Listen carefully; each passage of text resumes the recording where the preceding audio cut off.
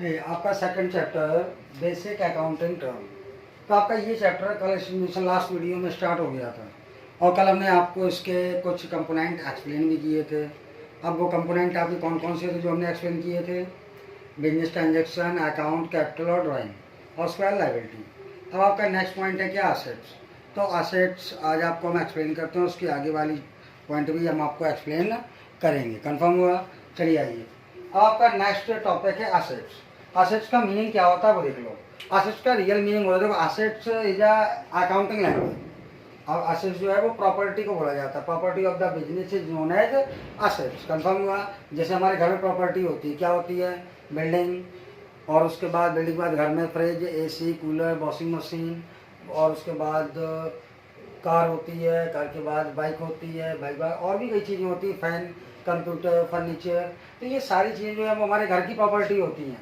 Similar वैसे ही क्या होता है कि हमारे बिजनेस में प्रॉपर्टी होती है, मतलब जो इन चीज़ों पर हमारा टोटल राइट होता है, हमने जिनको परचेज किया अपने बिजनेस में यूटिलाइजेशन के लिए, वो सारी हमारी क्या होती हैं? असेट्स। तो क्या लिखा हुआ है? Assets are the property own by a business. कि एक बिजनेस जितनी प्रॉपर्टी हमें अपने पास से कलेक्ट कर लेता है, वो सारी प्रॉपर्टीज हमारी क्या हो जाती हैं? Assets.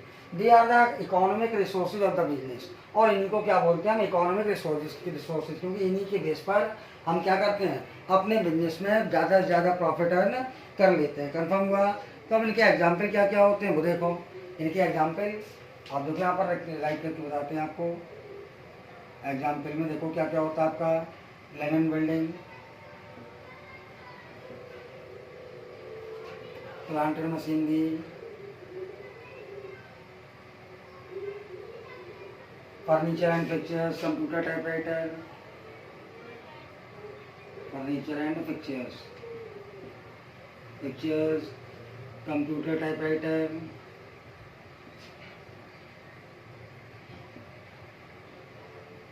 Motor vehicle, cash and, और उसके बाद जितना भी कैश बैंक में डिपॉजिट है, और ऐसी सारी चीज़ें जो हमारे बिजनेस की प्रॉपर्टी होती है, उन्हीं सबको हम क्या बोलते हैं? अपना assets of the business. Confirm हुआ?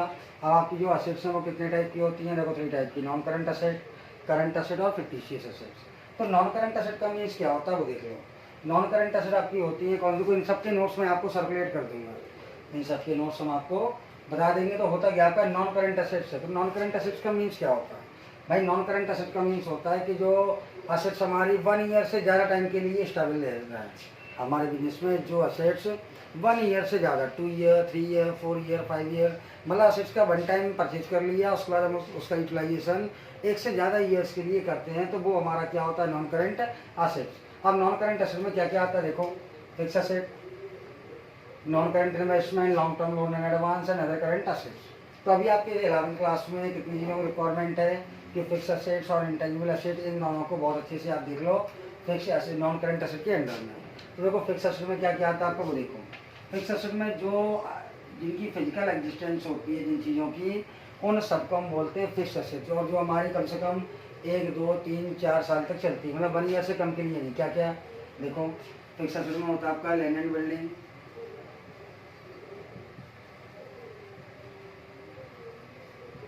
Plant and machinery, furniture and fixtures,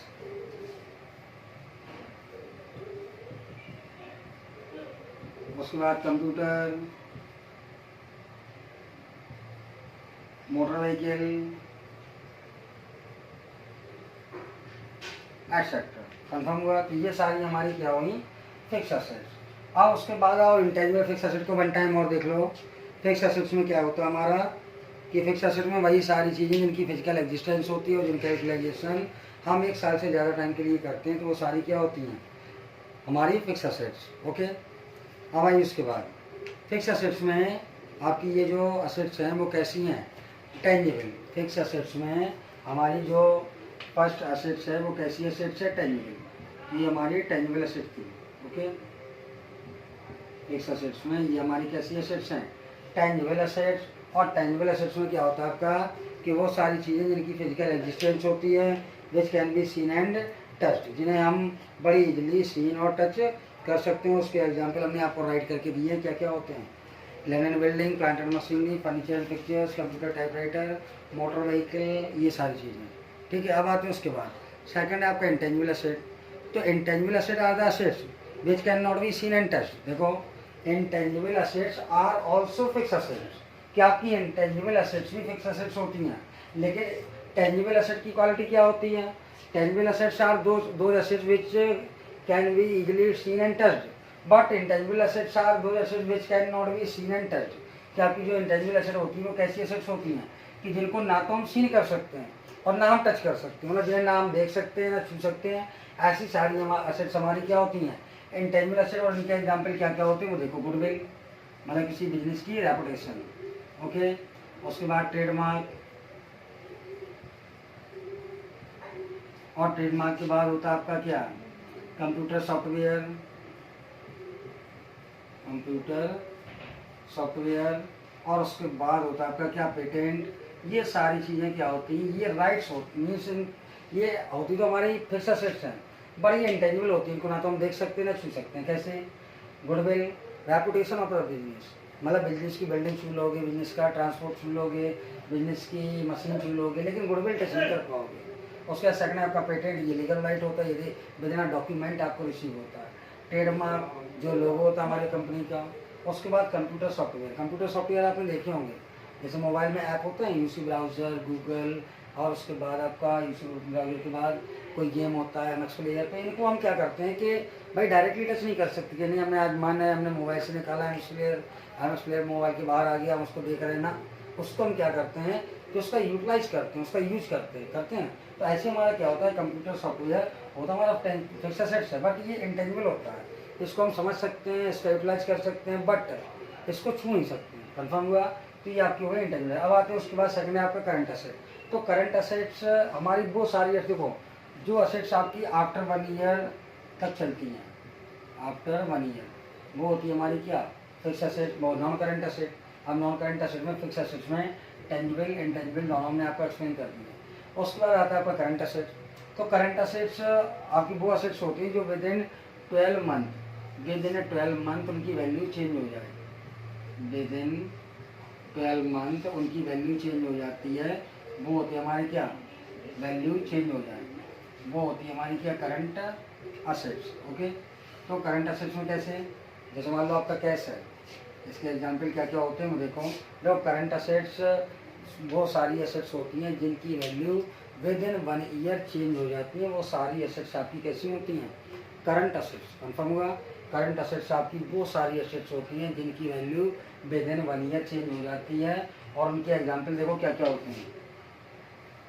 cash in hand, जो आपका कैश इन हैंड है, आपके हाथ में जो कैश है, वो आपने देखा होगा कि बिजनेस में रोज़ हमारे पास कुछ ना कुछ अमाउंट आता है, कुछ ना कुछ जाता है, तो ये रोज़ चेंज होता है। तो ये current asset. Cash at bank, bank में जितना अमाउंट डिपॉजिट है वो भी करंट एसेट। क्यों भाई? एक हफ्ते पहले हमारे पास 250 का बैंक में डिपॉजिट थे, हमने इस वीक 1 लाख और डिपॉजिट करवाया तो 350 हो गया। 2 दिन बाद कुछ निकाल लिए, फिर डिपॉजिट की, तो मतलब अमाउंट हमारा सर्कुलेशन में रहता है, सर्कुलेट होता रहता है।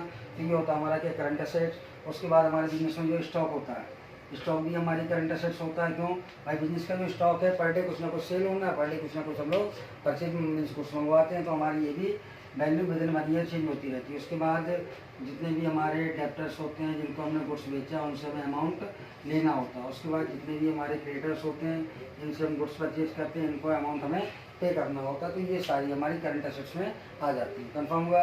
अब आइए सेकंड है आपकी फिक्टिशियस एसेट्स। तो फिक्टिशियस एसेट्स क्या होती हैं कि जो ना तो आपकी नॉन करंट एसेट होती है ना करंट एसेट्स होती हैं। तो जो एसेट्स आपकी ना टेंजिबल हो ना इंटेंजिबल हो, उन सारी एसेट्स को आप क्या बोलोगे? Fictitious assets. देखो fictitious assets are those assets, दोबारा सुन लो, फिक्टिशियस एसेट्स का मीनिंग क्या होता है? Fictitious assets are those assets which are not tangible और नॉर इंटेंजिबल। तो मतलब ना तो जो आपकी टेंजिबल हो ना इंटेंजिबल हो, बट होती कैसी हैं? नॉन करंट, मतलब लंबे टाइम के लिए, और वो सारी एसेट्स होती है फिक्टिशियस एसेट्स। अब वो क्या क्या होती है देखो, इनमें आता है आपका deferred revenue expenditure,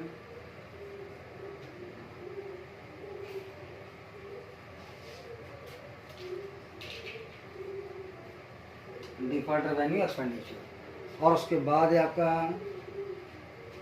advertisement suspense account.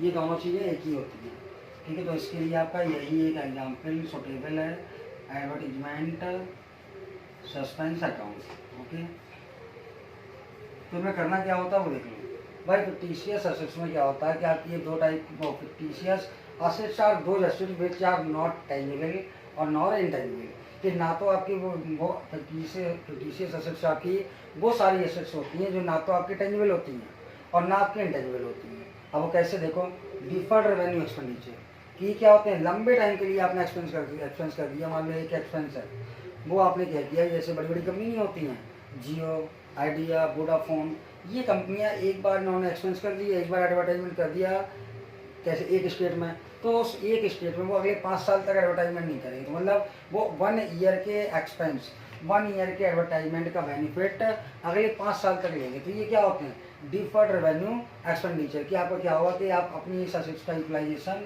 अगले कई सालों तक कर रहे हो। तो आपका यही यहाँ पर advertisement suspense account, deferred revenue expenditure is the same item. Okay, तो ये आपका पूरा असेट्स हमने आपका एक्सप्लेन कर दिया है। अब आते हैं उसके बाद आपका नेक्स्ट पॉइंट है क्या, रेसिप्ट। देखो जरा, इसके बाद असेट्स के बाद आपका नेक्स्ट पॉइंट है रेसिप्ट।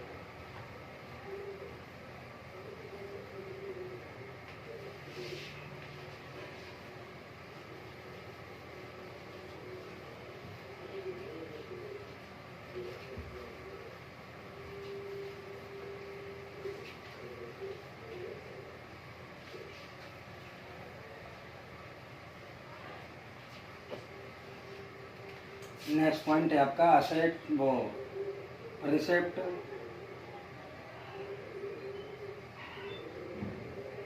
देखो रिसिप्ट के वर्ड का मीन्स क्या होता है वो देख लो। रिसिप्ट का मीन्स होता है कि कैसे भी आपको अमाउंट रिसीव हो जाए, समझ में आ रहा है। It is the amount receivable और रिसीव्ड और receivable in the normal course of the business.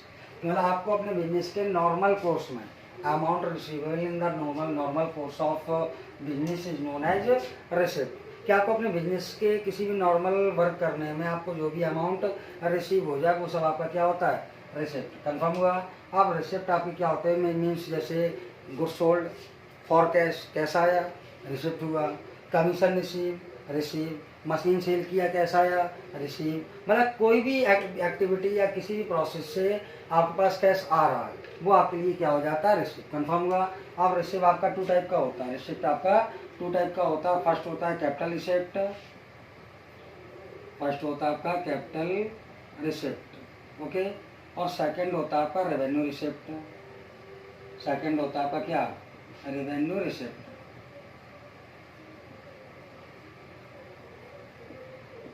जो कैपिटल रिसिप्ट और रेवेन्यू रिसिप्ट में क्या डिफरेंस होता है वो देखो भाई। कैपिटल रिसिप्ट का मीन्स क्या हुआ कि आपके पास कोई भी एसेट्स पड़ी हुई है, आपने उस एसेट्स को सेल कर दिया, तो एसेट्स या प्रॉपर्टी को सेल करने से जो कैश आएगा आपका वो होगा आपका कैपिटल रिसिप्ट। कंफर्म हुआ। आपके पास किसी भी टाइप की एसेट पड़ी हो, आपके पास कोई भी एसेट्स है, आप उस एसेट्स का सेल कर रहे हो, तो उस एसेट्स को सेल करने से जो अमाउंट आपको रिसीव होगा वो होगा आपका कैपिटल रिसिप्ट। कैसे, से amount received from sale of machinery, amount received from sale of furniture, amount received from sale of computer is known as capital receipt. Confirm हुआ। amount received from sale of fixed asset. Okay.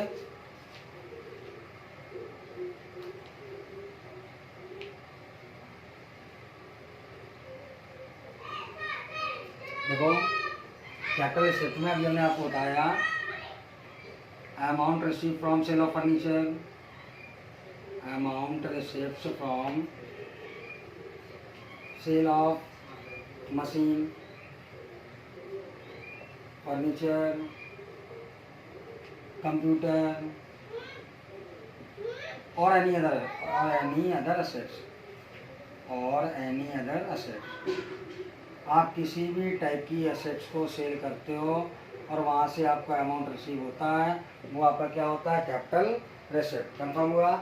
उसका next है आपका revenue receipt. तो हमारे business के normal course के according हमें जितना भी कैश रिसीव हो जाए, नॉर्मल कोर्स मतलब sale of goods for cash. देखो यहाँ पर रेवेन्यू रिसिप्ट में क्या होता है कि असेट्स वाली आइटम को छोड़ के आपने गुड्स सेल किया, कैश आया, कमीशन रिसीव किया, कैश आया, उसके बाद और कहीं से भी कैश आता है तो वो सब आपका क्या होता है, रेवेन्यू रिसिप्ट। कैसे देखो, sale of assets, sale of goods से कैश आया वो आपका क्या होगा, रेवेन्यू रिसीव्ड। उसके बाद कमीशन रिसीव्ड, कमीशन रिसीव्ड।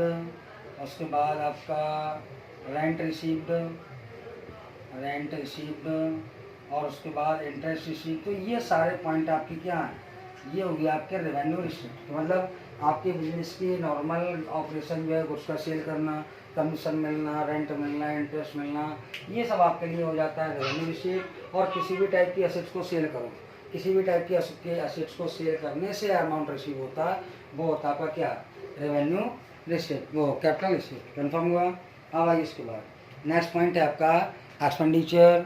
तो एक्सपेंडिचर का मीन्स क्या होता है, देखो आपका ऐसा करते हैं कि आज के लिए आपका इतना ही टॉपिक सफिशिएंट करते हैं। ओके,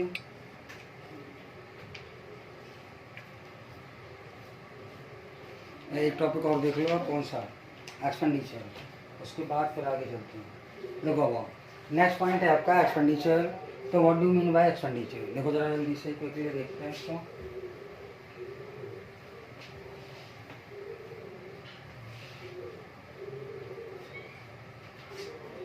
तो नेक्स्ट पॉइंट है आपका एक्सपेंडिचर। तो एक्सपेंडिचर का मीन्स क्या होता है कि आप अपने बिजनेस में किसी भी टाइप से आपके पास से कैश चला जाए, वो होता है क्या, एक्सपेंडिचर। कंफर्म हुआ कि आपके बिजनेस से किसी भी टाइप से, इट इज एन एक्सपेंडिचर। देखो जरा क्या क्या दिया इसमें, it is an expenditure is the amount spent और liability incurred for acquiring assets, goods और सर्विसेज।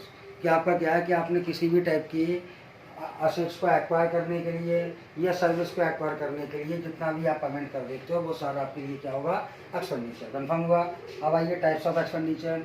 आपके एक्सपेंडिचर कितने टाइप के होते हैं, पहला होता है आपका capital expenditure, capital expenditure. Second होता है आपका क्या, रेवेन्यू एक्सपेंडिचर।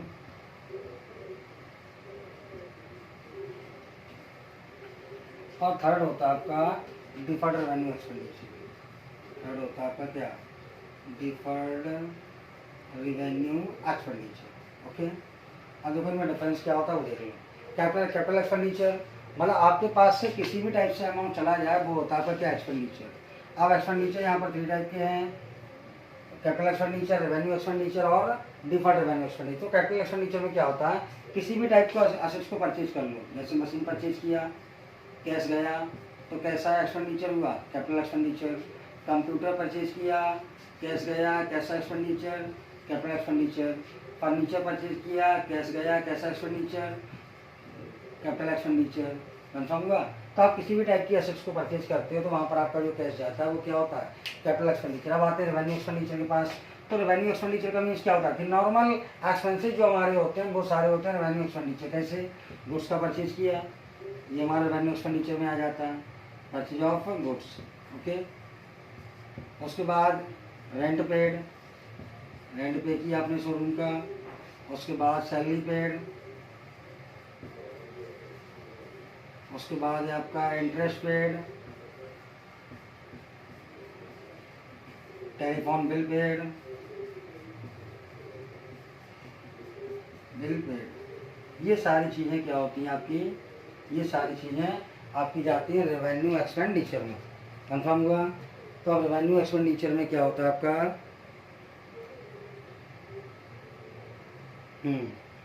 अब आइए उसके बाद थर्ड है आपका deferred revenue expenditure.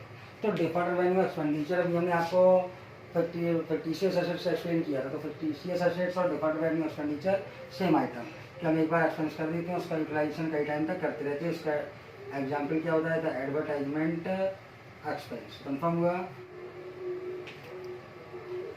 Dear students, class 11 का सेकंड चैप्टर हम लोगों का चल रहा है। सेकंड चैप्टर में क्या आपका basic accounting term.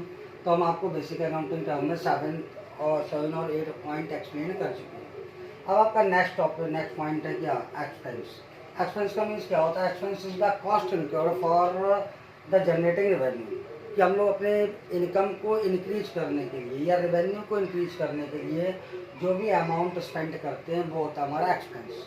For example देखो यहाँ पर जितने भी नॉर्मल एक्सपेंस होते हैं, rent paid, salary paid, salary paid. उसके बाद आप मीन्स इलेक्ट्रिसिटी यूज करते हो उसका बिल, इलेक्ट्रिसिटी चार्जेस, उसका टेलीफोन बिल एक्सेट्रा। मतलब जो आप नॉर्मल एक्सपेंस करते हो ये सारे आपके क्या होते हैं expense. Rent paid, salary paid, interest paid, telephone bill paid, electric bill paid etcetera. अब आते हैं नेक्स्ट पॉइंट है आपका इनकम। इनकम का मीन्स क्या होता है? Income is the profit earn during the period. कि आपने एक 1 ईयर में जितना भी प्रॉफिट अर्न किया वो आपकी इनकम माना जाता है। और उसके बाद इसे ऐसे ही बोल सकते हैं कि difference between revenue and expense is termed as income. कि अगर आप अपनी इनकम देखोगे कि हमारा सेविंग कितना है तो उसके लिए क्या होता है आपका इनकम इक्वल रेवेन्यू, जितनी टोटल इनकम हुई है उससे आप अपने एक्सपेंस लेस कर दो तो आपको ये बदल जाए कि आपने इनकम टोटल की कितनी है। नेक्स्ट पॉइंट है आपका 11 प्रॉफिट। तो प्रॉफिट का मीन्स क्या होता है? Profit means income.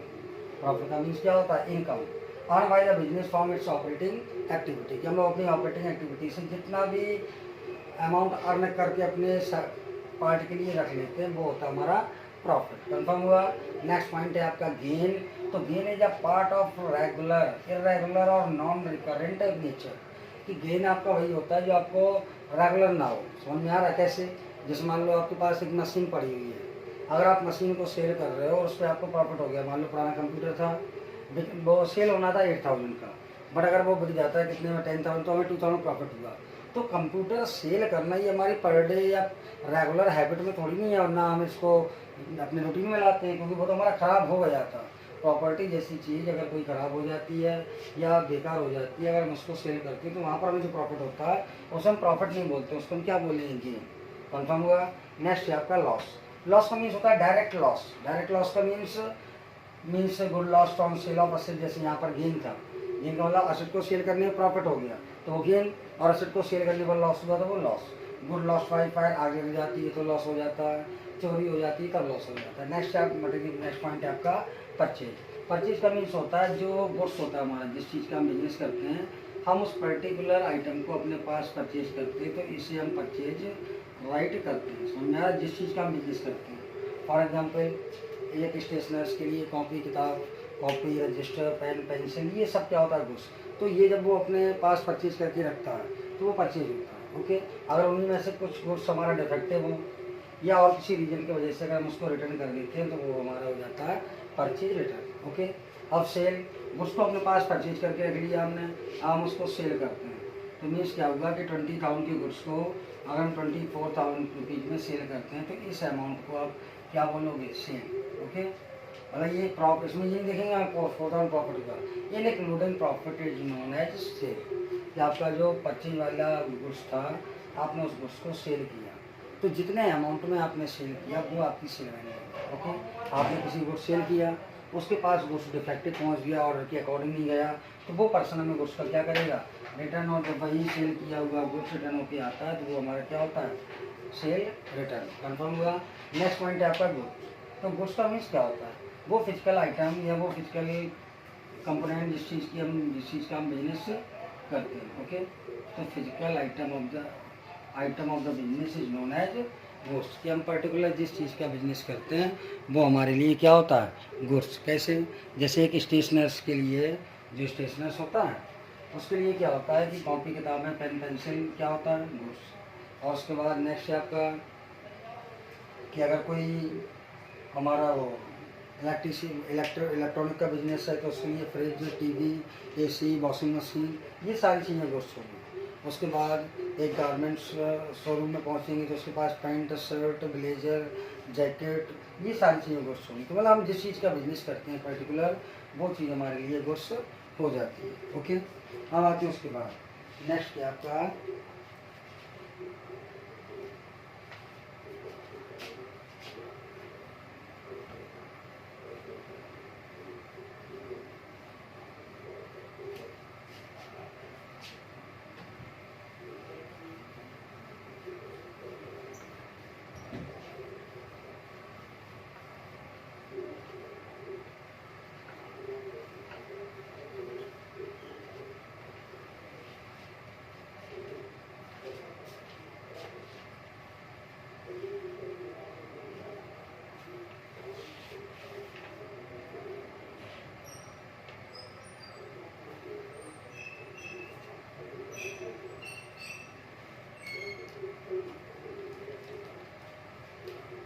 Next point है आपका स्टॉक।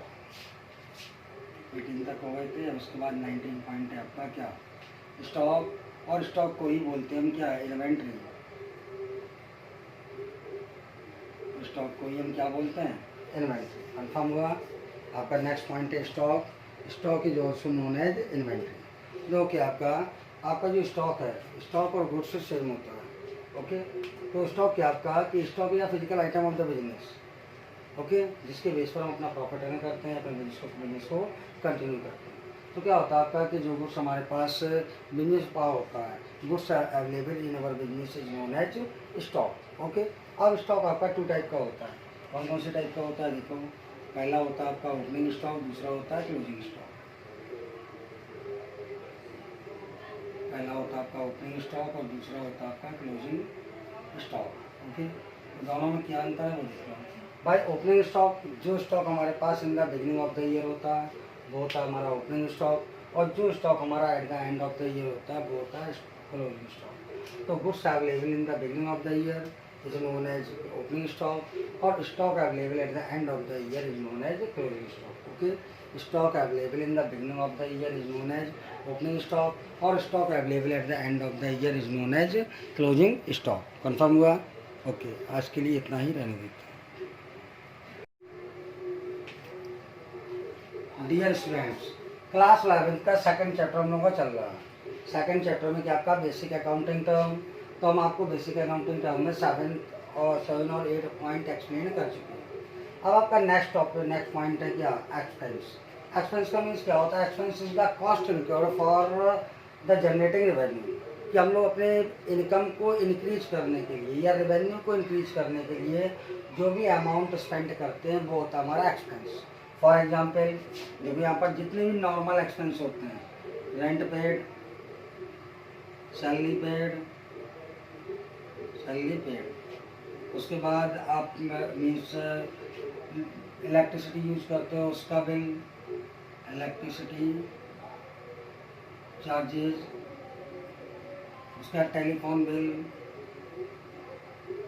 एक्सेट्रा। मतलब जो आप नॉर्मल एक्सपेंस करते हो ये सारे आपके क्या होते हैं, expense. Rent paid, salary paid, interest paid, telephone bill paid, electric bill paid etcetera. अब आते हैं नेक्स्ट पॉइंट है आपका इनकम। इनकम का मीन्स क्या होता है, income is the profit earn during the period. कि आपने 1 ईयर में जितना भी प्रॉफिट अर्न किया है वो आपकी इनकम माना जाता है। और उसके बाद इसे ऐसे ही बोल सकते हैं कि difference between revenue and expense is termed as income. कि अगर आप अपनी इनकम देखोगे कि हमारा सेविंग कितना है, तो उसके लिए क्या होता है आपका इनकम इक्वल रेवेन्यू, जितनी टोटल इनकम हुई है उससे आप अपने एक्सपेंस लेस कर दो, तो आपको ये पता चल जाएगा कि आपने इनकम टोटल की कितनी है। नेक्स्ट पॉइंट है आपका 11 प्रॉफिट। तो प्रॉफिट का मीन्स क्या होता है, प्रॉफिट मीन्स इनकम। प्रॉफिट का मीन्स क्या होता है, income earn by the business from its operating activity. कि हम लोग अपनी ऑपरेटिंग एक्टिविटी से जितना भी अमाउंट अर्न करके अपने पार्ट के लिए रख लेते हैं वो होता है हमारा प्रॉफिट। कंफर्म हुआ। नेक्स्ट पॉइंट है आपका गेन। तो gain is a part of regular, irregular और नॉन रिकरेंट नेचर। कि गेन आपका वही होता है जो आपको रेगुलर ना हो। समझ में आ रहा है कैसे, जैसे मान लो आपके पास एक मशीन पड़ी हुई है, अगर आप मशीन को सेल कर रहे हो और उस पर आपको प्रॉफिट हो गया, मान लो पुराना कंप्यूटर था, वो सेल होना था 8000 का, बट अगर वो बिक जाता है कितने में, 10000, तो हमें 2000 प्रॉफिट हुआ। तो कंप्यूटर सेल करना ये हमारी पर डे या रेगुलर हैबिट में थोड़ी नहीं है, और ना हम इसको अपने रूटीन में लाते हैं, क्योंकि वो तो हमारा ख़राब हो गया था। प्रॉपर्टी जैसी चीज़ अगर कोई ख़राब हो जाती है या बेकार हो जाती है, अगर हम उसको सेल करते हैं तो वहाँ पर हमें जो प्रॉफिट होता है उसे हम प्रॉफिट नहीं बोलते, उसको हम क्या बोलेंगे, गेन। कंफर्म हुआ। नेक्स्ट है आपका लॉस। लॉस का मीन्स होता है डायरेक्ट लॉस। डायरेक्ट लॉस का means good loss on sale of asset. जैसे यहाँ पर गेन था, गेन का मतलब असेट को सेल करने में प्रॉफिट हो गया तो वो गेन, और असेट को सेल करने पर लॉस हुआ तो वो loss. Good loss by fire, आगे गिर जाती है तो लॉस हो जाता है, चोरी हो जाती है तब लॉस हो जाता है। नेक्स्ट पॉइंट है आपका परचेज। परचेज का मीन्स होता है जो गुड्स होता है हमारा, जिस चीज़ का हम बिजनेस करते हैं, हम उस पर्टिकुलर आइटम को अपने पास परचेज करते हैं तो इसे हम परचेज राइट करते हैं। समझ में आ रहा है, जिस चीज़ का हम बिजनेस करते हैं। फॉर एग्जाम्पल एक स्टेशनर्स के लिए कॉपी किताब, कॉपी रजिस्टर, पेन पेंसिल, ये सब क्या होता है, गुड्स। तो ये जब वो अपने पास परचेज करके रखता है तो वो परचेज होता है। ओके, अगर उन्हीं में से कुछ गुड्स हमारा डिफेक्टिव हो या और किसी रीजन की वजह से अगर हम उसको रिटर्न कर देते हैं तो वो हमारा हो जाता है परचेज रिटर्न। ओके, अब सेल, उसको अपने पास परचेज करके रख लिया हमने, हम उसको सेल करते हैं। तो मीन्स क्या होगा कि 20,000 की गुड्स को अगर हम 24,000 रुपीज़ में सेल करते हैं तो इस अमाउंट को आप क्या बोलोगे, सेल। ओके, मतलब ये प्रॉफिट, इसमें ये देखेंगे आपको 4,000 प्रॉफिट का, in including profit is known as sale. कि आपका जो परचेज वाला गुड्स था, आपने उस गुड्स को सेल किया, तो जितने अमाउंट में आपने सेल किया वो आपकी सेल बनेगी। ओके, आपने किसी गुड्स सेल किया, उसके पास गुड्स डिफेक्टिव पहुंच गया, ऑर्डर के अकॉर्डिंग नहीं गया, तो वो पर्सन हमें गुड्स का क्या करेगा, रिटर्न। और जब वही सेल किया हुआ गुड्स रिटर्न होकर आता है तो वो हमारा क्या होता है, सेल रिटर्न। कन्फर्म हुआ। नेक्स्ट पॉइंट है आपका गुड्स। तो गुड्स का मीन्स क्या होता है, वो फिजिकल आइटम या वो फिजिकल कंपोनेंट जिस चीज़ का हम बिजनेस करते हैं। ओके, तो physical item of the business is known as goods. कि हम पर्टिकुलर जिस चीज़ का बिजनेस करते हैं वो हमारे लिए क्या होता है, गुड्स। कैसे, जैसे एक स्टेशनर्स के लिए जो स्टेशनर्स होता है उसके लिए क्या होता है कि कॉपी किताबें पेन पेंसिल क्या होता है, गुड्स। और उसके बाद नेक्स्ट है आपका कि अगर कोई हमारा वो इलेक्ट्रॉनिक का बिजनेस है तो उसके लिए fridge, TV, AC, washing machine, ये सारी चीज़ें गुड्स होंगी। उसके बाद एक गारमेंट्स शोरूम में पहुंचेंगे तो उसके पास पैंट, शर्ट, ब्लेजर, जैकेट, ये सारी चीज़ें गुड्स होंगी। तो मतलब हम जिस चीज़ का बिजनेस करते हैं पर्टिकुलर, वो चीज़ हमारे लिए गुड्स हो जाती है। ओके, अब आते हैं उसके बाद नेक्स्ट है आपका